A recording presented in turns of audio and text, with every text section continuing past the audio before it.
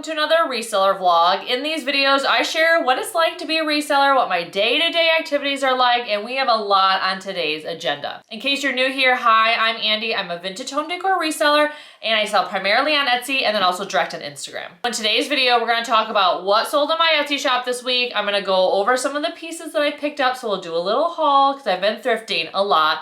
I have an update on the booth space that I'm getting, my very first booth space. And finally, we're gonna talk about my pricing strategy. This is something you guys have asked me about because you know soon, I won't just be selling online. I'll be selling in person at a market. I'm gonna be selling at a booth space, and then I still have my Etsy shop and my Instagram sales. So I have a pricing strategy for each of those scenarios, so I think you're gonna be interested in learning a little bit more about what I do. Okay, so let's kick things off with what I picked up for resale this week. Okay, so we're in my chair that I usually do my thrift hauls in case you're new here. So yeah, I have a lot of stuff to show you. I have been sourcing like a crazy person. I've been selling up a storm because I'm doing so many videos for YouTube. My sales have just gone like this. So yeah, it's hard to keep up. I keep sourcing for all these things and then everything keeps selling. I'm like, oh my God, I gotta source some more. So it's a good problem to have. So I'm very, very grateful. But I have a lot to show you. And some of it's from the thrift store, obviously, because I'm going there like daily right now, literally daily.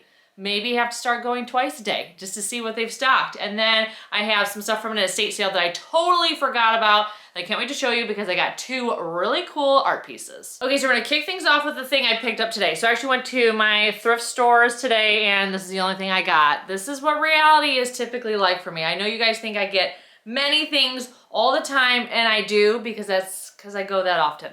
So anyways, today's thrift store score was a weird one. I admit it is a very scaly looking ceramic planter. I thought it was super cool. It was $6.99, so it was not like dirt cheap.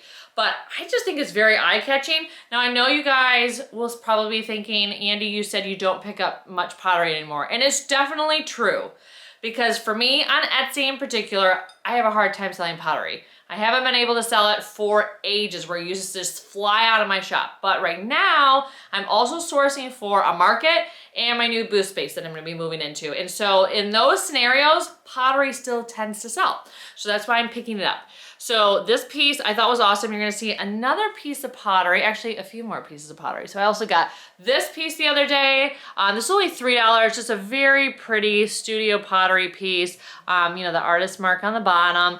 I thought the glaze was absolutely stunning. And then when I was like, I had these on my table together, I was like, look at the colors, like these. Jewel tones are my favorite colors. So that's why I probably was attracted to these. So this is something, so in terms of what's gonna be available in my Etsy shop, a lot of this I'm not going to be listing, but if you want it, you can message me and I can get it out for you or we can do a deal. But I'm trying to get this stuff to the markets, but you know, I'm also in the business of, you know, making sales. So if you do want it, we can make it happen. Many of these pieces won't be listed unless you like pressure me into doing it, okay? So like this won't be listed and this won't be listed unless you pressure me into it. Otherwise they're gonna be either at Tiny Brambles or the market that I'm doing. And for those of you who don't know, Tiny Brambles is a shop in downtown Portland. I have had a few pieces in that shop for the past like year and a half, but we're moving into a bigger space. And so that means I actually will get my own designated booth space that I can decorate how I want. And so if you hear me talk about Tiny Brambles, that's what I mean. It's a shop in downtown Portland. And the last pottery I have to show you are these beautiful ceramic bowls. Now these are actually listed on Etsy right now because a few people said they may be interested in them. So I got them up this morning. So by the time this video goes live, they may be sold, I'm not sure. But I just thought they were stunning. The blue glaze on them is just incredible. And the shape, I love how they're like very narrow and tall. I thought it was just such a unique shape. So anyways, I think these were made probably by the same person because they were sold at the same time. $1.99 a piece, which is incredible. And look at them stacked. I mean, this is the sweetest moment. I just absolutely love it. So anyways, when I saw these, I had to get them. Okay, so it wouldn't be a haul without some brass, of course. It's me, I love brass. I've been picking up some like brass filler pieces, stuff they wouldn't necessarily sell on Etsy because there's not a lot of margin. I won't make a lot on it, but in a booth setting or a market, you know, these types of pieces, you can price them on the lower side and still make some money. So I thought these were lovely. I've already shined them up because I'm in the process of shining up all my brass for my events coming up. But this piece is beautiful because it's a stunning, like slightly footed Indian etched brass bowl. I love these. I have sold these before. And then of course this beautiful little pedestal planter. I mean, it's the perfect size for one of those, I think it's like 4-inch pot you would get at a plant shop. So super sweet. So I got these at an estate sale, and yeah, as soon as I saw them, I'm like, ooh, these are great filler pieces for a booth. So a brass piece that will be available on Etsy, and it's up right now at the time of the filming, is this beautiful brass tray. I love the cutout details here and the cute little like nubbin feet, so it elevates it off of a surface. It sits very flat, which sometimes you don't know because brass can warp. But yeah, I thought this was a stunning piece. I sell these all day long. You guys know that.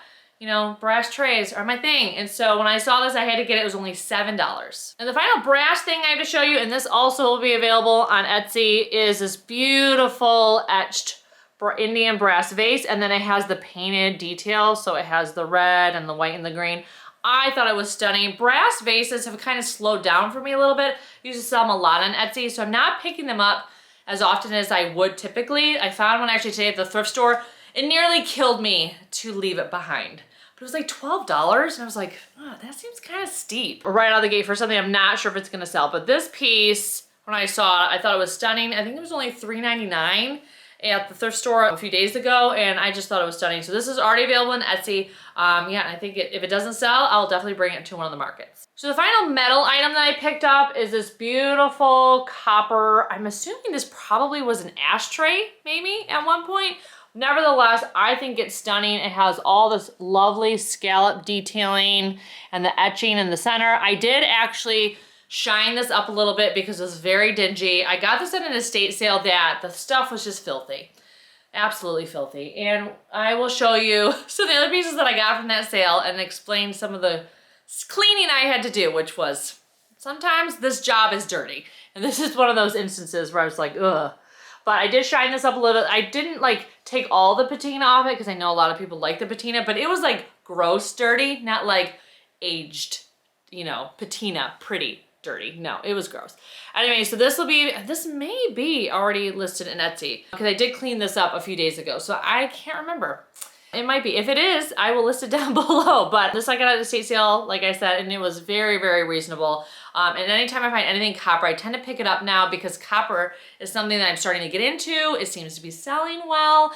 I don't come across it very often at all. And when I do though, I pick it up. So really fun find this week, and I also showcase this on Instagram, so if you follow me there, are these very cool wooden candle holders. Yes, these tower looking things are actually candle holders. I thought they were so unique and interesting. I love the different two-tone woods, and the shape on them was really, really unique.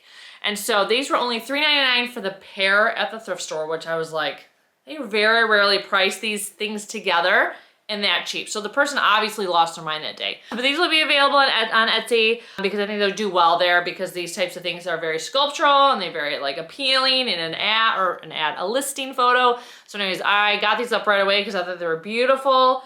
But yeah, anytime I can find wooden candle holders, I definitely pick them up because they always sell. I just don't come across them that often. So I actually got 2 pillows this week. So this one you may recognize because it has a sister pillow behind me. So this is one of my very favorite things I got last year that I thrifted, and I can't believe I got another one. So I'm tempted to keep it because I'm a person who believes in if you find a pair when it comes to textiles like pillows, you probably should buy the other one and keep it because if something happens to this one, you're not out your pillow forever. But I also need textiles for the market that I'm doing because, you know, like I keep saying in my videos, textiles, pillows, blankets soften like a booth space. And so that's why I'm trying to, you know, bring soft pillowy and blanket items with me. But this is definitely one of my very favorite pillows because I love anything leopard, anything animal print. And I love the fact that this has like a camel color combined with mauve fringe.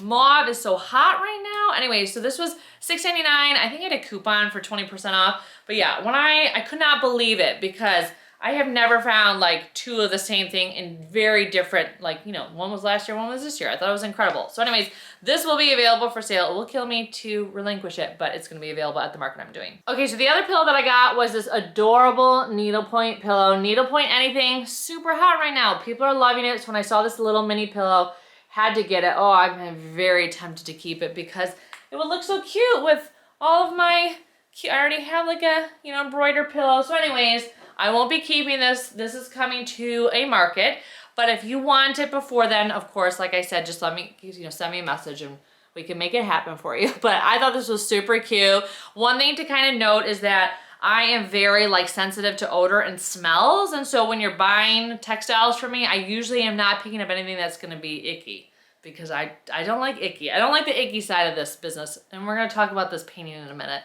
that I've teased that was a little bit icky. But anyways, I'm always like sniffing the stuff at the store because I know it looks weird and I'm sure people are like, what is she doing? But I have to make sure doesn't have a smell. So anyways, that's one thing I would encourage you to do before you bring anything home is to give it a little sniff if it is a textile, because the last thing you wanna do is bring it home and then you realize it has smoke or pet smells, highly fragrant. I do find some things can be so fragrant that you can't actually get it out of the natural fibers. So anyways, something to keep in mind when you're picking up textiles.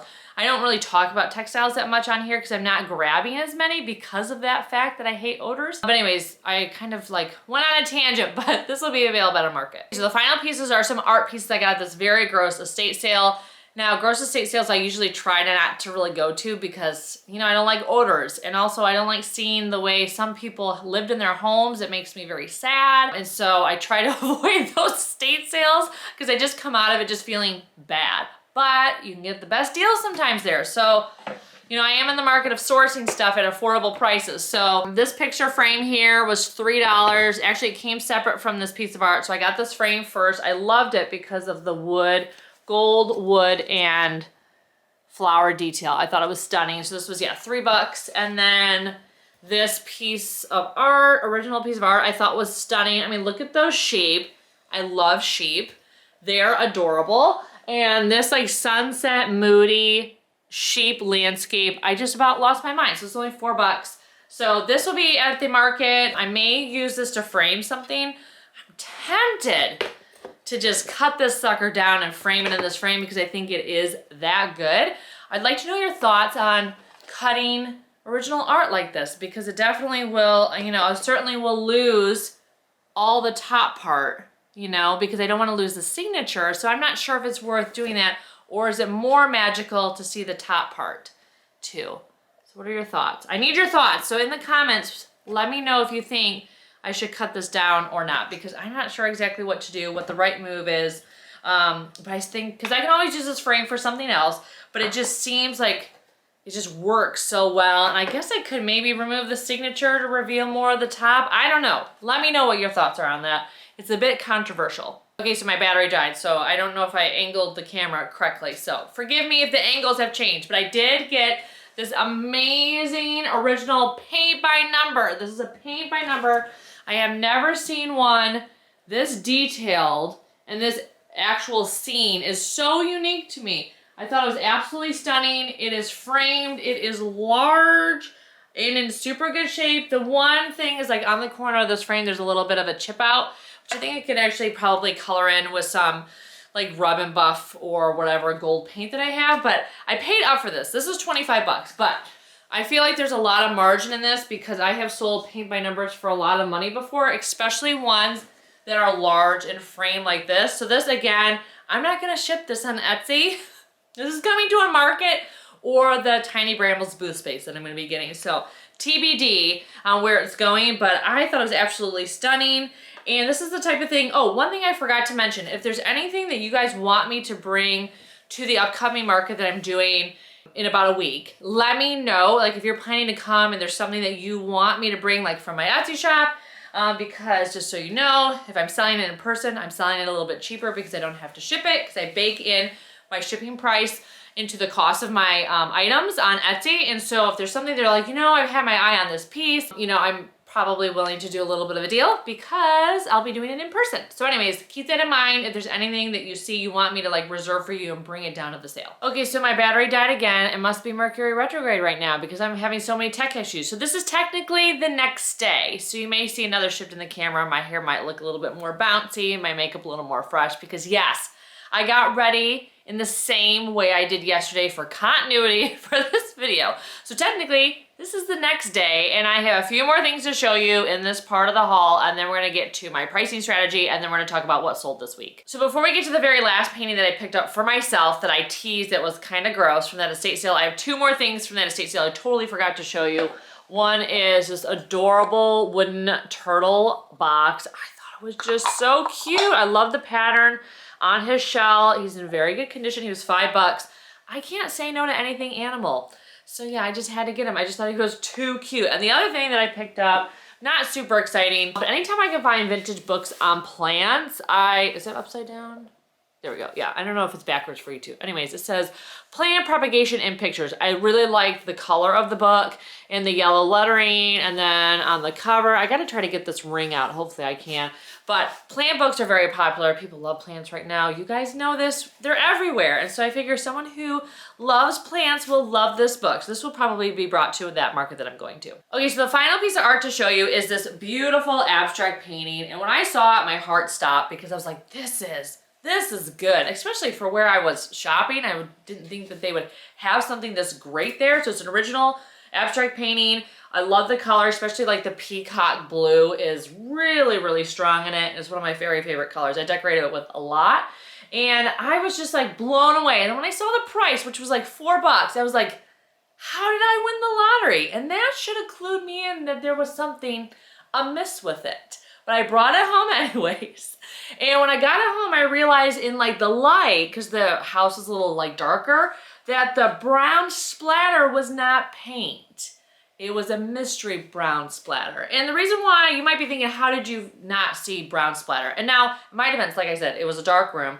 And then also, I mean, abstract art has paint splatter typically somewhere on the canvas. That's just part of the way people do certain types of abstract art. I mean, this looks like it could call for like a section of splatter paint, right? So it made kind of sense. And then in the daylight, I realized now it's the mystery brown splatter. So I cleaned it off, nearly throwing up the whole time. I was like, oh, like I couldn't even, I can't really think about it, frankly. I still can't think about it because I could probably throw up on camera. I have a little bit of a queasy stomach. So anyways, I almost like chucked it out the window because we're, in the trash because I was so grossed out by it. I didn't tell my husband really too much about the splatter because he's also equally grossed out like me. Anyways, but I feel like I saved it. And I got through it, and for the price, I think it was definitely worth the hassle. And it's already up on the wall downstairs in my house. So I really, truly love it, but sometimes the stuff you go through for good vintage, you gotta be prepared, people. You gotta be prepared, especially if you're new to this. You will come across something gross one day. And I know anyone who shops at the bins probably goes and finds something gross nearly every time they go. But anyways, I'm not used to that because I usually try to avoid gross estate sales. So anyways, this was a gem, even though it was gross originally, and I'm very happy to have it. Okay, so we're gonna pause here. I'm gonna go wash my hands because I guess I'm still kind of grossed out by this art after I put it up on the wall. But next up, I'm gonna talk to you a little bit about my pricing strategy as I'm prepping for my first booth space and my first solo market. And then we're gonna end with what sold in my Etsy shop this week. So welcome to the pricing strategy portion of this video. As I was writing down notes, I realized this is an involved topic that probably could be a 30-minute video in and of itself, but I feel like you should at least get something maybe out of the spiel that I'm gonna give you because I'm in the mindset now of trying to adapt my inventory for the different places I'm gonna be selling. I sell online, you guys know this, the market's coming up in the booth. And so I'm hoping like my thought process as I look at each item will kind of help give you an idea of how you can think about pricing your items as you may start to think about branching out from online to in-person or from in-person to online. Okay, so a few upfront things. No matter where you sell your stuff, you are going to have sourcing costs associated with picking up an item. So that is the cost of the actual item, and then also like the cost of your time to go find the item, and then of course gas, etc., going to drive to find the item. So everything that you have has a cost. So just right out of the gate, I just wanted to remind you of that when you're thinking about pricing your stuff. And then the biggest difference between online selling and in-person selling are the upfront fees. So when you sell in person, your fees are a lot larger. So when I sell online on Etsy, I have a 20-cent listing fee, and that's it. That's all that it costs for me to put my stuff up for sale on their site. Now that 20-cent fee, I pay, I think every 4 months. So that can add up over time, but generally speaking, It's not an expense I worry about if the item is not selling. I'm not losing sleep. But when you have a booth space in an antique mall, you have rent that you are paying monthly, which could be hundreds and hundreds of dollars. And then you also have a commission on the sale of that item that you also pay to the mall. So there's two like expense components to selling at an antique booth. And then an in-person market that you may be doing, like let's say it's a market weekend, that will have a vendor booth fee that can be hundreds of dollars. So the one that I've been doing in about a week, it was $400 just to have a space at that market. So that's a lot of money to spend. So I'm spending money to hopefully make money. And then on top of that, you may have obviously expenses for getting all of your stuff there. So sometimes you have to rent a van if you don't have a van. So there's those upfront costs. So when you're selling in person, there's definitely more fees that can be in place either monthly or upfront. And so that's something you need to think about when you're selling and pricing your items, that you're making sure that you're aligning and remembering those costs that you're gonna have to make up in your sales. Because you have so many upfront costs when you sell in person, you need to have a very fast sell-through rate. And that means you need to be selling items all the time because you are gonna be paying rent and you paid for that booth space at a market. You're paying that no matter what. And so if you're not selling anything, then you're losing money. Now on Etsy, if I'm not selling something, if it's sitting, I'm losing 20 cents every 4 months. I'm not losing sleep over that. But if I have to make up hundreds of dollars worth of like rent each month, I gotta be selling stuff. I can't have stuff sitting for months or years. It needs to be going. And so I need to make sure that I am pricing things like ready to move. So my highest price points are Etsy, and that's because the buyer there tends to be more affluent. It's the world is your audience, and so there's a lot of people that are gonna be looking for your items, and so I can kind of wait for that perfect buyer that's willing to spend top dollar on my items. In person, I gotta price stuff to move. Like I keep saying, it's gotta go. So the cheapest I will ever price an item will be for a market because I wanna make sure that I'm selling something and making that market experience worthwhile. For the vintage booth space that I'm getting, those price points are gonna be a little bit higher because of where the actual store is located. It's in downtown Portland, so a lot of the people that are shopping will have a little bit more disposable income, so they're gonna be used to paying more retail type prices. It won't be as expensive as Etsy because all of my pieces, I bake in a shipping cost because I offer free shipping, so right out of the gate, that free shipping cost I don't need to have in the price, so I can just slash my prices for my booth space by that amount right out of the gate because I don't need to ship the item. It's just gonna sell, you know, Blaine, who's the owner, is gonna package it up and give it to the person. Okay, so that's a lot of background. So I feel like we need to kind of give an example. Okay, so this piece right here I have on Etsy is listed for 58 bucks. And so if I were to sell it at Tiny Brambles, I probably would sell it for like $40, $48 because I am taking out what I would think that it would cost to ship it, which could be around 10 bucks. And then I know that at Tiny Brambles, that shop is known for studio pottery, and people are known for going there specifically looking for studio pottery. They're willing to pay a little bit more for studio pottery, so I don't need to reduce the cost down super significantly because I think there's a buyer for it. And that's one thing in another video I probably should talk about, which is market dynamics of where you're going to be at and what buyers are coming into the store, because that will dictate also like how, you know, what you can sell stuff for. So at Tiny Brambles, I don't have to reduce my costs from my Etsy shop down too much because that audience and that customer base is used to spending a little bit more. But I do need to reduce it down some because like I said, I want to sell things faster. So I would say from $58 on Etsy, maybe down to like 40 bucks in Tiny Bramble shop in my booth space. Now the market I'm going to, if I was to bring this, I would probably sell it for, I don't know, maybe 35 bucks. And I would see if that would move it. And so I'd reduce it down even further. So when I'm thinking about how much I want to X my money, like I want to, you know, 2 times my money, I want to double my money, triple my money, whatever. I can't like wait for that buyer, like I said on Etsy. So I am looking for, you know, 5, 10X my money. Basically on Etsy. I like taking something that cost me like a few bucks and selling it for over $100. Like that is the margins I'm thinking about when I'm thinking about Etsy. Now when I'm selling in person, I'm happy if I'm like doubling, tripling my money because I need to sell the item fast. And when you sell many items that quickly, then that will, you know, of course, you know, add up and then help cover your out-of-pocket expenses up front. So because selling in person, I'm willing to maybe just double or triple my money, I'm more willing to sell things that are smaller and lower cost. For example, like this cutie pie. You guys know I have a problem buying miniature things. And there's not a lot of margin in these things when you're selling on Etsy because, you know, I think I bought this probably for $2. And then in a booth setting, I would expect to sell it for like $8. And you're not gonna list anything on Etsy for $8. I'm not gonna waste an hour of my life photographing, measuring, writing it out a description, listing it, shipping it only to make like what, $3?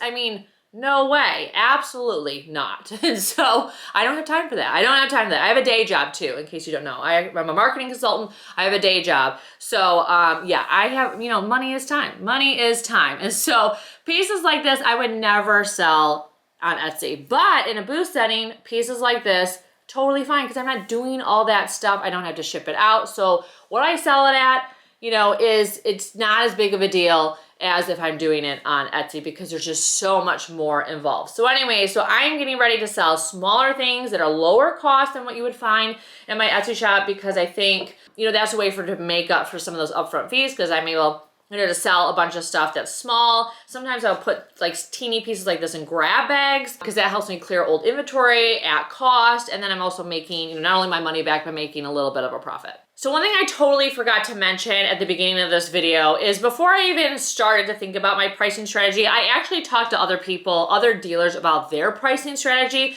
particularly for the market that I'm going to be doing, because I've never shopped that market, and so I wasn't sure like what the competition was going to be pricing their items at. I didn't want to be too high in comparison, and I certainly didn't want to be too low in comparison. So I reached out to a few of the vendors that I know that are going, and I asked, okay, so relative to like your booth space that you have, or relative to the market that we've done together before, what does your pricing scenario look like? What is selling for you typically when you go? And they gave me a lot of information that was super helpful. So that has also helped me tailor my pricing. And I would definitely encourage you to do that. So before you do like a market, like I should have shopped that market that I'm gonna be doing before I did the market. I just kind of jumped right into it. But if you can shop the market before you do that market, it definitely will give you a good idea of the price points and whether or not you can make it work financially. Okay, so that's all I just share with you on pricing. I know it was a lot. I went through it quickly. I think that there's probably a lot more that you would want to know. I hope you at least found this like rundown, like just spiel helpful. Like I said, if you think you need more and you want a dedicated video, or if there's certain aspects of what I talked about that you felt like, you know what, I'm okay on that, you explained that well, but can you expand on, you know, X or whatever, then just let me know and I'm happy to tackle it. Okay, so now we're gonna move on to the final piece of this video, which is what sold this week in my Etsy shop. Let's talk about what sold this week. So this sold, it is, I think, either a letter or a napkin holder, and it sold with this alligator and this set of very colorful vintage Sunday school books. I thought these were so fun when I found them. So these three things will go together. And then the stone box sold this week. I actually just styled it up in a video, and I think maybe that's why it sold. Usually anytime I do that, something will sell because someone can see what it's like in real life. And then this guy sold, this is going to be hard to let go because it's so beautiful. And this amazing snuffer sold. It's a key and a candle snuffer in one. I knew this was going to go very quickly. And then these adorable needle points, I just got these, they sold. And then speaking of embroidered things, this cute cruel owl and these lovely crewels. And then this awesome tapestry, this sold to Gail, my regular buyer, so thank you, Gail, again. And then this beautiful painted tray sold. This very cool abstract, frame abstract. I just got this at a very random estate sale, and I wasn't sure if it was going to do well, and it did. It sold almost immediately, so that was a big surprise. So excited about that. And then these three things are going together. So these amazing stone bookends that I got. This I got recently. I'll be sad to see this go. I shined it up all pretty, so I'm not surprised it sold because it's so pretty and shiny. And then this beautiful wooden jewelry box also sold. So these three things will go together. And then this set of candlesticks, this eclectic set, also sold. So I'm sorry, yes, this place is a disaster because I'm doing all the prep work right now. But don't worry, I have more candle sets coming, which I'm really excited about. These always sell so well for me, and usually around 98 bucks. Okay, so that's all I just shared with you guys today. Thank you so much for watching. My market that I'm going to be doing is in a week, and I'm going to pop the information on the screen and down below. So if you are in the Pacific Northwest, if you fancy a trip to Salem, Oregon, our capital, I would love to meet you and see you.